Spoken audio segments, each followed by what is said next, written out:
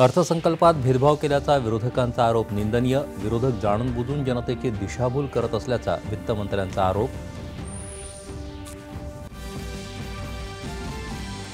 संसदेच्या अर्थसंकल्पीय अधिवेशनात दोन्ही सदनांमध्ये केंद्रीय अर्थसंकल्पावर आज चर्चा. जम्मू काश्मीरसाठी सादर केलेल्या अर्थसंकल्पावरही संसदेत होणार चर्चा. केंद्रीय अर्थसंकल्पात महाराष्ट्रासाठी भरघोस तरतुदी. विदर्भ मराठवाड्याच्या सिंचन प्रकल्पासाठी 600 कोटी, ग्रामीण रस्त्यांसाठी 400, MUTPसाठी 908 तर मुंबई मेट्रोसाठी 1087 कोटी रुपयांची तरतूद. देशात पारदर्शक, सुरक्षित आणि संपूर्णतः निर्दोष परीक्षा प्रणाली प्रस्थापित करण्यासाठी सरकार वचनबद्ध असल्याची केंद्रीय शिक्षण मंत्र्यांची ग्वाही. आशा स्वयंसेविका, अंगणवाडी सेविका आणि गटप्रवर्तकांना सानुग्रह अनुदान देण्याचा राज्य मंत्रिमंडळाचा निर्णय. अपघाती मृत्यू झाल्यास 10 लाख आणि अपंगत्व आल्यास 5 लाखांचं सानुग्रह अनुदान.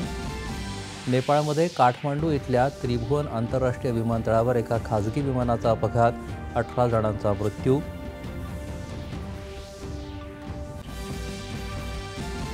महिला आशिया चषक T20 क्रिकेट स्पर्धेत नेपाळचा 82 धावांनी पराभव करत भारतानं उपांत्य फेरीत केला प्रवेश.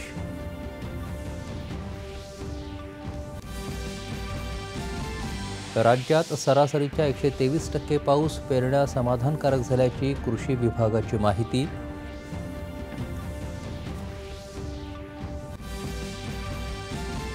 आणि पश्चिम महाराष्ट्रात दमदार पाऊस, धरणांच्या पाणी पातळीत वाढ, नदीकाठच्या रहिवाशांना सावधगिरीचा इशारा.